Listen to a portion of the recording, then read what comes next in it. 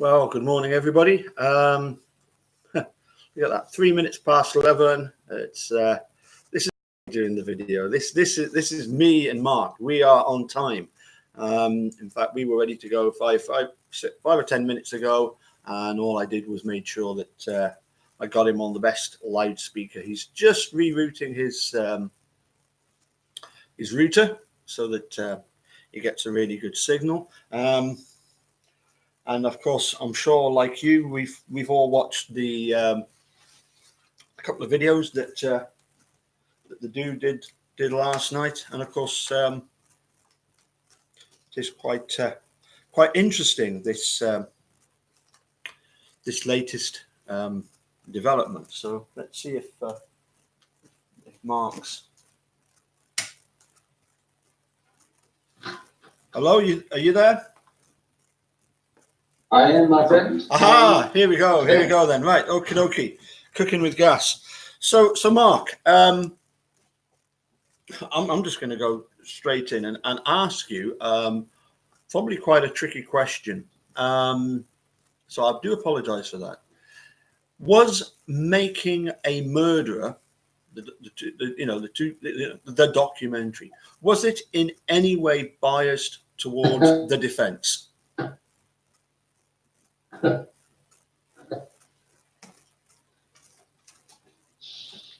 I think it's important to understand bias would suggest intent. I would suggest that were there more aspects of the story that were telling from the defence side than the prosecution side? I'd say there probably was, because the defence side made themselves more available to the production team, especially the Avery family. So I'd say there was more scope of the defence side, but whether the content was biased, I never had a sense of it being biased. There were clearly things that were left out just through sheer weight of volume of film footage that could never be condensed back to the 10 1-hour episodes. But I thought on the balance of convenience, where some things should have been in, perhaps that you could probably say that was also true. On the other side, it was based on bias rather than just on the availability of the defence side to participate in. Well, yes, I mean, I was going to suggest that. I hope that answers your question. Well, yes, I mean, I think we're singing from the same hymn sheet. I think the fact that the prosecution, in the form of Ken Kratz, were invited to take part in the documentary, but he was very belittling of Moira and Laura, and maybe he's now beginning to regret that, But then, on the other hand, what was he going to contribute other than what they actually included in the documentary anyway? Yes, I'm not really. It's not really clear to me, and if someone can educate me in a way that helps here, I'm not sure what is it about the case and the facts surrounding the case document that, if the inclusion of that would have significantly influenced the way the story was told. I haven't seen that. I've heard people say, "Oh, well, there wasn't much about the hood black DNA or something. It was sweat DNA, so called." And maybe yes, there were some things like that there could have been more on, but there are other things that there could have been more on as well. But to me, it didn't strike an imbalance that favoured, in an independent sense, that favoured one side over the other. Well, I always got the sense that the filmmakers were simply following exactly what was going on, what the situation was in Manitowoc at the time, what was happening. Yes, they had the chance to speak to Dean and Jerry. They didn't have the chance to speak to Ken Kratz because Ken Kratz didn't want to take part. But of course, we do have a fantastic contribution by one of the members of law enforcement. Can you remember that? I'm gonna turn off. I'm gonna turn you off the loudspeaker so that I can play somebody else. Here we go. So hopefully Okay. you'll still be able to hear. Can you still hear? Okay. Can you still hear? Okay. Hello. Lovely. Here we go. Here we go. Here's one of the all-time great contributions by the Sheriff of Manitowoc. So Here we go. it's not realistic. It's impossible. Never. It's not even, how should I say, I'm thinking of a word, but it's just so far-fetched. It's impractical. So. Do you want that one again? I think this is absolutely brilliant. This is the best of Sheriff Herman. Sheriff Herman at its all-time best. This is even better than some of the conversations I had. It's go for it, Robert. Not realistic. No. It's impossible. Never. Never. It's not even, how should I say, I'm thinking of a word, but it's just so far-fetched. It's impractical. So. What a moron. Gee whiz. Oh dear, oh dear, oh dear. Oh dear, Robert. Want to believe what they want to believe, you know what I mean? So, Yeah. Did you catch that? yeah, I heard it, although I'm not sure what happened to it. The accent sounded quite different, but I heard the words and I recognise it as being Robert Herman. But I just shake my head when I hear that. It's just they don't want to think that anyone would be any smarter than themselves. Yep. I remember the first thing he sent me was a link to a Reddit post that basically said that there's more evidence that making a murderer framed the Manitowoc cops than the Manitowoc cops framed Stephen Avery. And I can't help thinking, to some of the guilters in Manitowoc and Wisconsin that really don't know much about the case, that would have been music to their ears, wouldn't it? Yes, absolutely. I mean, the only thing that they've ever been able to suggest is that there was some editing done of Andrew Colburn on the witness stand over the license plates. Now, Andy Colburn is clearly lying.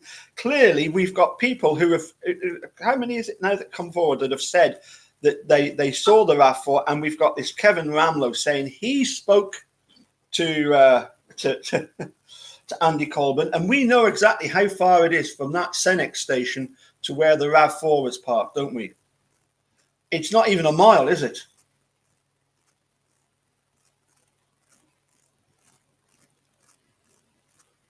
Look what I've done to Mark. Hello, Mark. Hello. Yeah, yes, we do. Yes, I can hear you. Good, excellent. I know just the sound went. We know exactly how far it is from that filling station to where the RAV4 was parked, don't we? We do indeed. We do indeed. And it's less than a mile, isn't it? It's it'd be about a mile, I would say. About a mile. Maybe less. Yeah. I'm used to dealing in kilometres, but I think it would be about a mile. Right. Unfortunately, we seem to be very close. Yes. Now, this Travis came up with a great line. He called it concocting a murderer, this convicting a murderer. It would seem to me as if the most likely scenario over this person, this convicted murderer in Wisconsin, admitting to it, has something to do with A, publicity for Sean Reck's new documentary, and B, there was also mention of the fact that that person came forward as a result of the reward money. Now, I'm a bit confused as to how somebody who's a convicted murderer is going to benefit from that, you know? Well, look, I don't know about the machinations of that, but I understand. I think I read something, did I not, today, that Kathleen Zellner put out that this particular person, that is, this person who's allegedly confessed, sent something to her over a week ago. Yeah. And that's because, well, I don't know whether because, but she hadn't responded to the person, and suddenly the person's now speaking to this film crew. Yeah. Well, then you've got to ask yourself this question: what would this particular person in prison have any real practical knowledge of the film crew and the purposes of that film, and an ability to make contact with them? How would that come about if you're just a everyday prisoner in there for other crimes? Why would you even have a sense of connection to a film crew? Yeah. How does that arise? Am I missing something here? I just don't. Sounds very contrived to me. Well, I mean, in fairness, we don't have the benefit of all the, you know, as you say, the machinations of how this all came about. So No. you know, we'll just have to wait and see what develops. I must confess, there's a little corner of me, a little bit like that little corner of me that says, could Teresa Halbach still be alive? Could this be a huge frame up involving Carmen Boutwell? Also, there's a little bit of me that says, you know, we've got these suspects. We've got Scott Taddick. We've got Bobby Dassey. We've got Ryan Hilliger, Scott Bladorn. We've got clearly the Manitou Sheriff's Department. We've got what looks like damage to the side of clear damage to the side of Teresa's car. The fact that it might not be her car. With so many suspects, but not one scenario really seems to fit airtight at the moment. Could it be that it was in fact somebody that has so far not been on our radar was actually the perpetrator? Well, I think I would answer that question two ways. I think there is always possible to be someone else not on the radar, but sure, that's only as reliable as testing the evidence is concerned. And herein lies the big problem of the unwillingness of the law enforcement at the time to properly test the evidence. Mm-hmm. The second thing is that there are layers to this story. This is just not one narrative. There's the story of the person who, let's just assume this because we don't know otherwise, that a person or persons killed Teresa, sadly. Yep. There's that part of the story. There's a story of trying to pin this crime improperly on Stephen and Brendan. And the persons who wanted to do that. And there's the story of private citizens who've been participating together with, I would say, with law enforcement to give assurance to those convictions. Mm-hmm. And then there are the sort of more distant law enforcement officials who are kind of somewhat silently on the sideline observing something that they know is improper but not saying anything. Yeah. So there are these different layers to the story. So could that story still be told with a different killer? In other words, to layer one? Sure. Yeah. It could be. It's quite possible. But you then have to come back to all the evidence that was, even if it was a different killer, why was it that Teresa's car was back on the Avery property? Why was it there? Why was it brought to there? Why was there allegedly Teresa's DNA on things that were found on the late Avery property? Yep. So you think if there was this other person who just through their own weirdness or otherwise killed Teresa that we never even thought about before, that same person had to have participated in trying to frame Stephen and Avery and Brendan Dassey. Mm-hmm. Because that's the case. The case is against them. Yep. And so could there be another person we don't know of? I think so, yes. Is it likely? I think not. I think it's unlikely that that's the case, but is it possible? Yes, it is. So, but none of that, even if this other gentleman, who I presume it's a fella, gives his confession, blah, blah, blah. None of that takes away from what the prosecution of Stephen and Brendan. What would the law say? What would law enforcement say about the prosecution of Stephen and Brendan if this other person was in fact the real killer? Yeah. What would their response to that be, do you think? Oops. I think maybe, oops, how would you explain this unbelievable story and behaviour if it turns out to be someone else? Yeah, I'm reminded of the fact that Kathleen Zellner, in one interview, she said that, for some people, even if we had a videoed confession in Wisconsin, some of the people in Wisconsin, that would still not be enough, for example, for Judge Angie. No, of course. She was never going to, as I say, even if there was somebody came forward with a video confession, that still wouldn't be enough. But so I want to ask you about the yeah, sure. Can I just add one other thing to your opening absolutely. question? Sure. About the fairness of the documentary? Yes. And that is, it's all very well for some people to be a little bit peed off that they think the evidence presented in the documentary was biased, say, for example, to the defence as compared to the prosecution. But with the benefit of hindsight, look at all the evidence that has come up since that was hidden, right? Such as the issues with the bones or the issue with the CD and so on. Yep. That's evidence that never saw the light of day. And if people want to stand on their high horse about fairness, when this evidence they knew was not even brought to light which was their obligation to bring that information across to the defence. I don't think people have got much of high moral ground to say things are unfair when that behaviour is going on in any event. Yeah, it's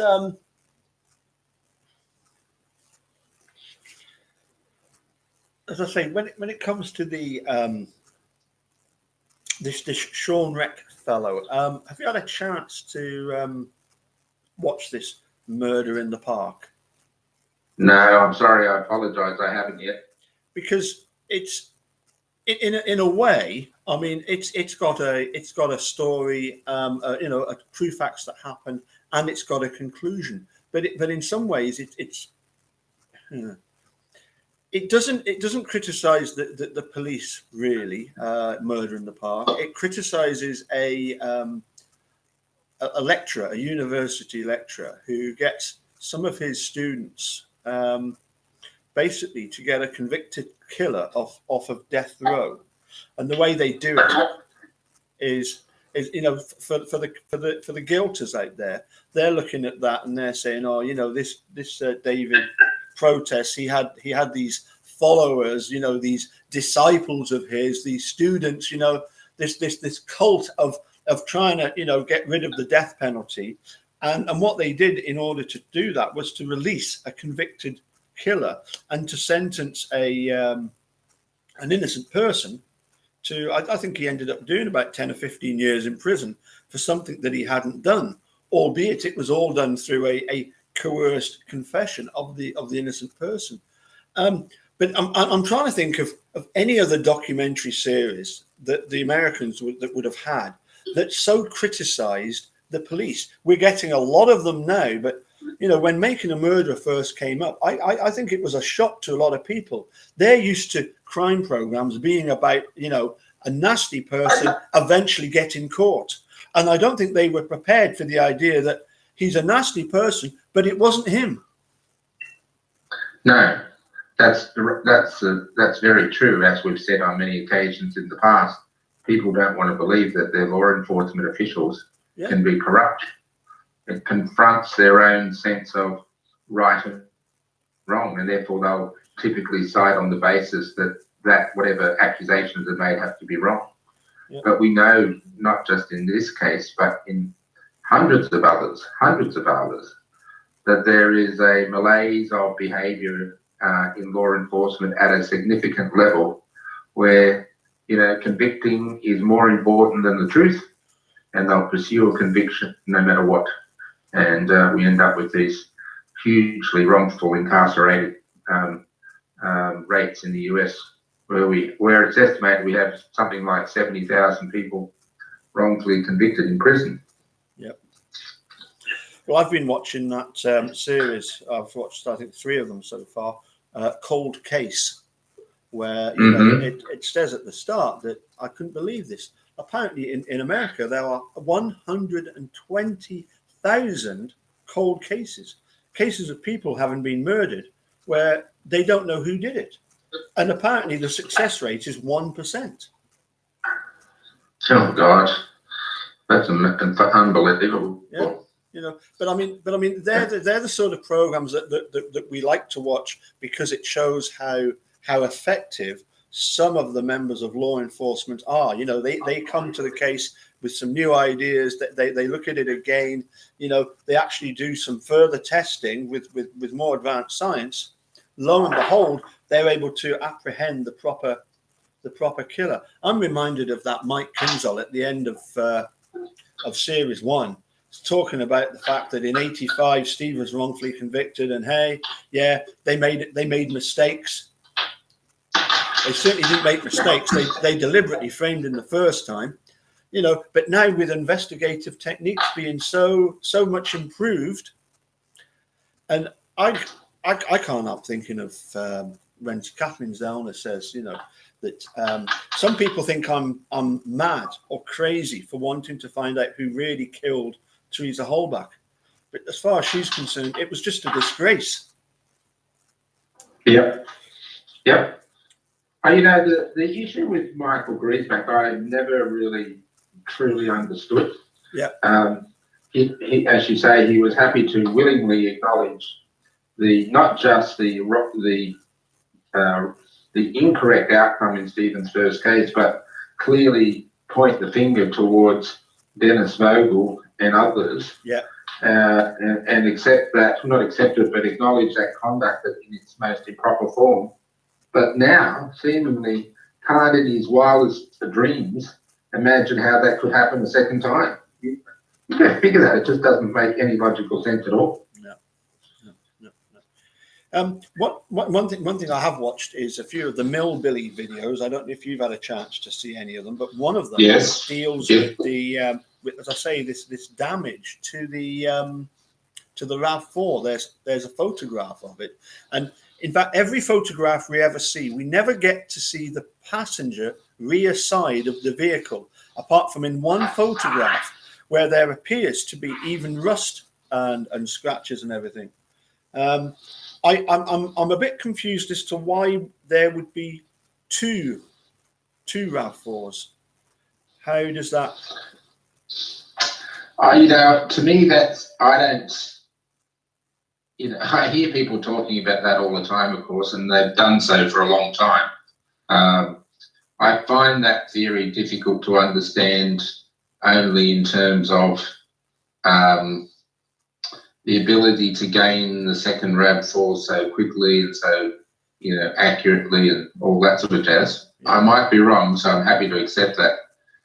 But why we have all this discussion about it, my biggest problem is not that. My biggest problem is let Kathleen Zellner and her team examine the car. Yes, right? Absolutely, yes. If there's nothing improper going on here, let her have the car. Yep. And then we can put all that conversation to bed.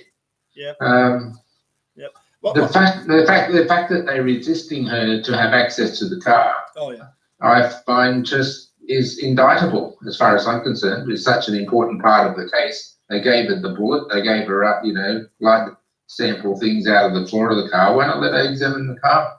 Yeah. Well, you know, in one of my early conversations with Robert Herman, he asked me a very strange question, and that was just after Kathleen Zellner filed her first motion, and that was in August of 2016. And he just said to me, Paul, has Kathleen Zellner been given the RAV4? Yeah. And I thought, well, that's kind of a strange question to ask. Is he asking me because he thinks that I might know something that he doesn't, that he's being kept in the dark about things. Because what I did was I said, to be honest, Robert, I don't know. I don't think so. I will make inquiries and get back to you. So I made some inquiries, spoke to certain wee people in Manitowoc, and she confirmed that no, that obviously what Kathleen had was this identical vehicle that she had used to conduct tests on, but she hadn't actually been given the RAV4. And I just found that to be a very odd question to ask me, just straight out of the blue. Has Kathleen Zellner been given the RAV4? Clearly, to me, that suggests they're worried about that. Well, he'd know. I mean, the RAV4, as best I know, and someone can correct me if I'm wrong, is being kept in storage over in Calumet, in the bunker. So, Calumet Sheriff's Office and Manitowoc Sheriff's Office is a 30-minute drive from each other, maybe 40 minutes. And, a quick phone call. You don't think they know what's going on between each of those county sheriff's departments? Yeah. He would know exactly what's going on with that vehicle. So. Yeah. What I find really odd is that, as Millbilly pointed out in the video, you've got the driver's side wheel arch where the indicator light is gone, but you've got no inner arch there. That plastic panel, and underneath, the lining is not. And it clearly looks like some sort of wasp's nest, as if the car has been kept at some other scrapyard. Now, who do we know that's got another scrapyard in Manitowoc County? Oh, what's his name again? I'm thinking of a word. I'm trying to think of a word. What can somebody help me out on this? I'm struggling, Paul. I can't think of what that word would be. Oh, Jane's got the right one. It's Herman. Yes. So to me, it does seem very, very, very plausible that they simply got Robert Herman got one of his cars that was in his scrapyard.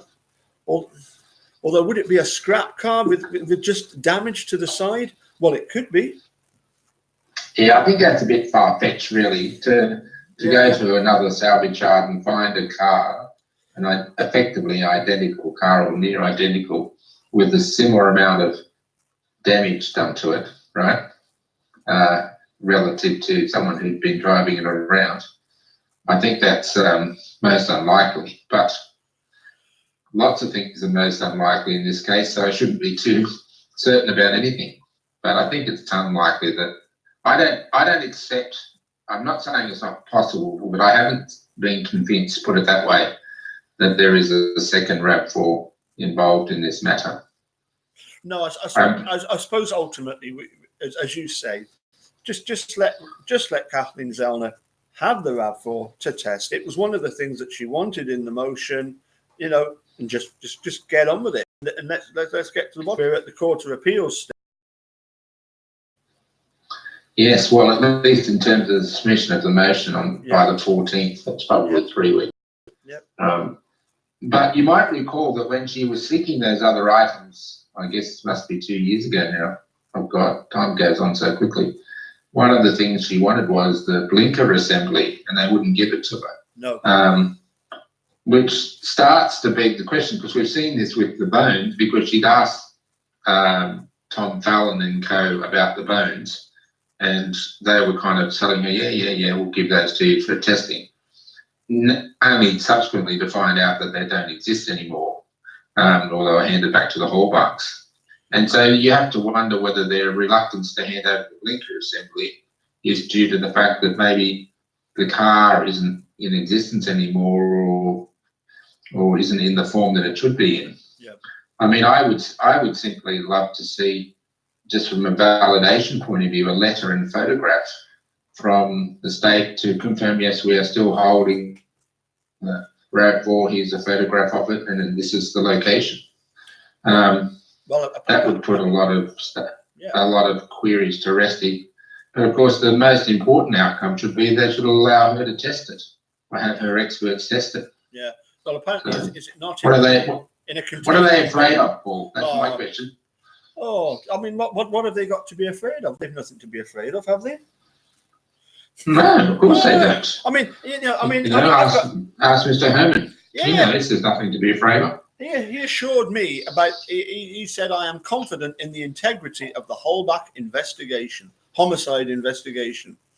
Well, Robert, you're one of the very few that are. Yeah. Yeah, one of the very few. Makes. I mean, you should never even say that on one item alone, and that is the involvement of Manitowoc officers in the investigation. Exactly. The conflict of interest was just a bit of lip service. It wasn't practiced. No. No. So. I was gonna finish off with what did you think about the dude answering all those questions correctly? 20 out of 20. No, that was just remarkable. I was listening to that in the background, sort of pretending I was the quiz contestant, and I think I have a pretty good knowledge of the case, but I didn't get anywhere near that number. Well, I might have if I'd had about 3 days to think about it. But he knew them off the top of his head. That was extremely impressive. Yeah. So well done to him. Yeah. Have you seen that little dog that's staying with me at the moment? I have indeed. Darcy. Yes. Darcy. Do you know what sort of dog this is? A loyal and faithful one. I can't see it. I can't picture it. I can't see it at the moment, obviously, but I can't remember what it looks like. But I remember it. You've been with a few dogs in your videos in recent times. Yeah. Well, this dog should definitely be Ericose's. Oh yeah, what's that? Well, I'll explain why. Because this dog's mother, called Grace, is a mix between a Yorkshire Terrier and a Dachshund. Mm-hmm. So a Yorkshire Terrier is a Yorkie, a Dachshund. So it's called it's a Chihuahua mixed with a Yorkshire Terrier, right? So a Chihuahua mixed with a Yorkshire Terrier is a Chorkie. A Chorkie. A Chorkie. Chorkie. Yeah. Whereas Darcy, you see, Mum is a Chorkie, and Dad was a Dachshund. So this dog is a Dorkie. So that's why it should be Ericose's, because is it a dork or a nerd or just somebody who annoyingly knows everything. All right, Mr. Know-It-All. Well, maybe there's a commercial opportunity for you when all this is over. You could, publish the Making a Murderer a board game, right? Yes.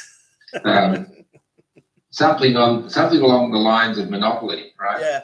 Well, they've got that already, haven't they? The Monopoly version of Making a Murderer. Okay. And you know what it is? Every square is go to jail, go to jail, go to jail, go to jail. Yeah, you could come up with some really interesting squares, couldn't you? Yeah. Right. Yeah. No, I'll tell you what. I will do another quiz and I'll test you on it in a wee while. Okay. Okay. Well, that could be a bit dangerous, but go for it. I'll do my best. Yeah. So. But you had some tricky questions, my God. Well, I was thinking, I'll probably know most of these, and I'm thinking, ooh, yeah, they're tough. Yeah, to be honest, it's the fact, it's the. I mean, look, for at least 2 years, some people, including Stacey, didn't even know that "Don't Get Strange" wasn't actually Alan Avery; that it was Chuck Avery that said it. Yeah, it was definitely Chuck. Yes. Whereas some of them, you know the names. I mean, that Rhys Evans, what a crock of shit. That's one that luckily a photograph that I use quite a lot, so I'm familiar with her name. But Yvonne, I would have known who said that, but I didn't know her name. I would have said that's the lady who was Stephen's lawyer. That's right. In some of his early misdemeanors. Yeah. So. Yeah. But I wouldn't have remembered her name in any way, shape, or form.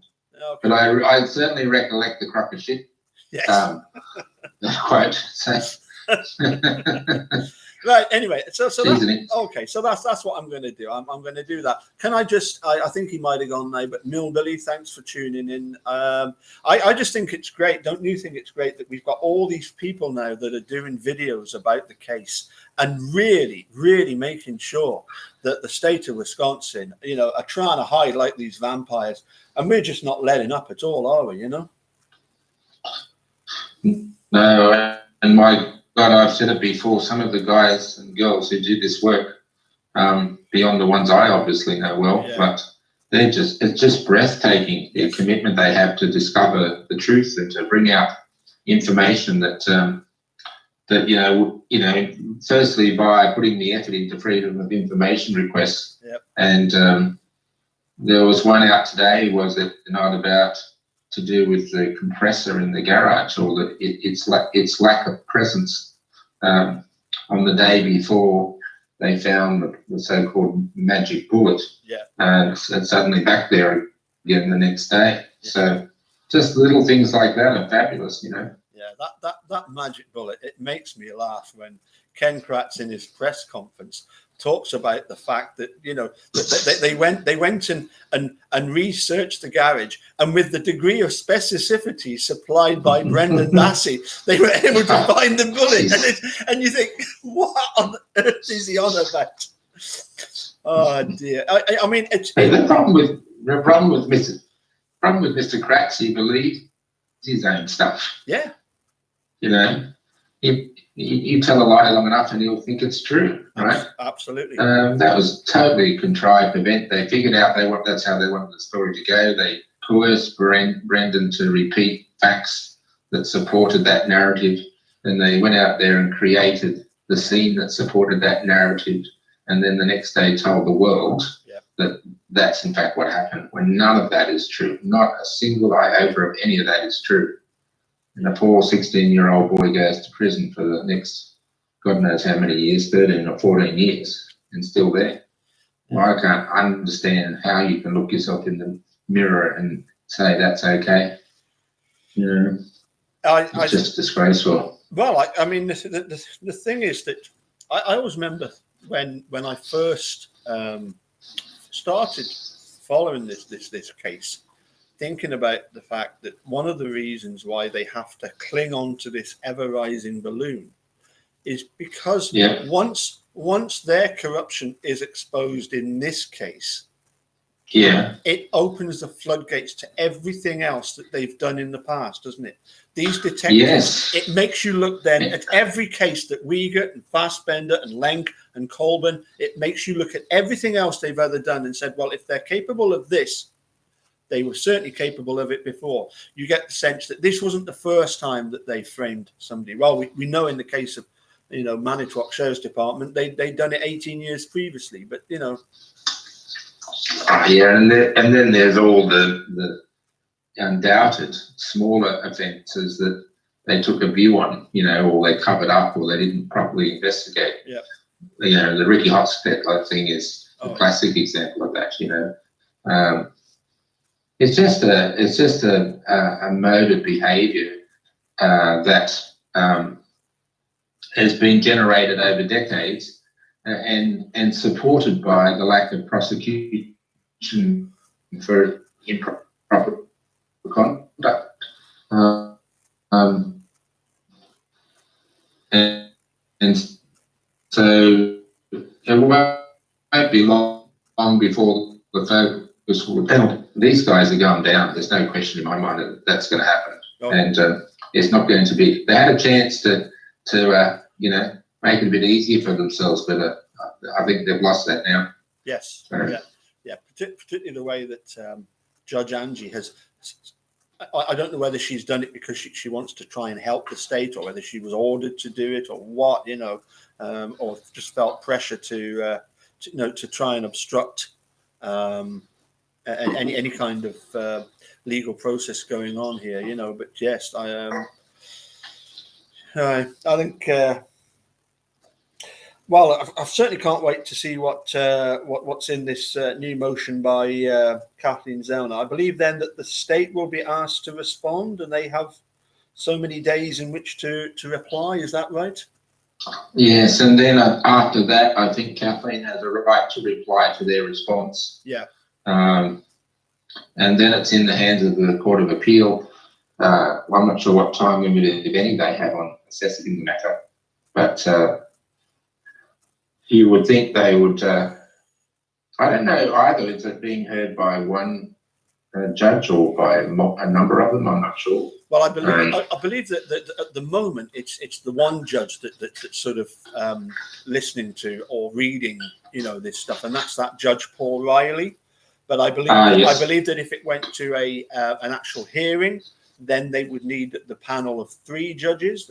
It's normally 4, isn't it? But I believe they've only got 3. But whether they would get an extra one in, I don't know. But at the moment, you've got Brian Hagedorn, who's presumably going to be moving up to the Supreme Court very soon, or has already done so, who apparently is sympathetic to Steve, even though he's to use somebody's term, a troglodyte. But apparently he's. I don't want them to be sympathetic to Steve. No. I want them to be sympathetic to justice and the truth. Yes. It's not about Steve and Avery and Brendan Dassey, even though they're the ones being caused the pain and their family is from this, and Teresa. It's the system that's being screwed over here, and these gentlemen in the Supreme, and ladies, I presume in the Court of Appeals, have an opportunity to nip this problem in the bud once and for all. And that's what I want to see. I want to see independent thought, unbiased assessment of the process. All that Kathleen Zellner is simply asking for is an evidentiary hearing to enable the mountains of evidence that she's already accumulated to be examined under oath and go on the record. That's all she's asking for. Yep. And she's got enough evidence to ask for 20 evidentiary hearings. And I want to see the Court of Appeal acknowledge the process, and the process includes review and evidentiary hearings and so on. Yep. Rather than the stupidity that's been game playing that's been going on, ever since, I guess 2016, so let alone before then. Well, yeah, the hide and seek. I mean, it's embarrassing. Yep. If I'm a citizen of Wisconsin, you don't have to like Stephen Avery to want him to get justice. Yep. Right? You don't have to like any person, but you do have to want your justice system to be properly and independently supported, because you know what? One day you might be in it. Mm-hmm. And ignorance or ignoring this bad behavior is always going to come back and bite people on the bum. Yep.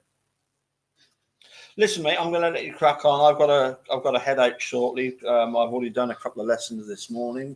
So I will put together a quiz, and we'll do another mastermind in the not too distant future. You might have to call it undermine in my case, but I'm not going to style participate. Yeah, no. We'll. I'll go easy, okay? There'll only be a few tricky ones. No worries, mate. Okay, no problem. Right. Well, anyway, you better go and. What are you watching some sport tonight, or are you going to watch that Murder in the Park thing? That's what I'm going to do. Paul, Murder in the Park. That'll go on Linda's channel, right? You will not be disappointed. You will definitely enjoy it. It is a cracking documentary. How long does it go for, by the way? Oh, it's a proper film. It's about an hour and a half, an hour and 30 minutes. Oh, that's okay. Oh, that's good. Yeah, no worries. Oh no, it's not. It's not a series. It's not a series of. It's just a single movie. It is. It's a really, as I say, really good. I mean, certainly when I watched it, I was amazed at because I'd heard about it because of Ken Kratz mentioning it. Oh, okay. And So, I think it was an interview that he was doing where he was talking about, you know, Sean Reck and his Murder in the Park and how people should watch it, and somehow try, you know, you can tell he's going to try and slant it whereby, you know, you've got people who will because of this trying to get the death penalty abolished. Anyway, I'm not going to say any more. You enjoy that one, mate, and I'll catch you some other time. I'm just going to quickly. I'm going to do this. I'm going to do that. I'm going to do something that I don't really do, and that is to post a comment on a. Turn myself down, and here we go. Here's the link, so you can go to it straight away. Okay. thanks, mate. Well, good to speak with you, and we'll chat again soon, no doubt. Yes. Cheers, mate. All right. And Bye now. thank you to everybody else that tuned in. So it's goodbye from me, and it's goodbye from him. Or what is it that the two runners? I can't remember. Anyway, cheerio. Bye for now. That's Mark gone, so we can turn that off. So yeah, thanks everybody for tuning in, and we'll catch you again soon, no doubt. Bye for now.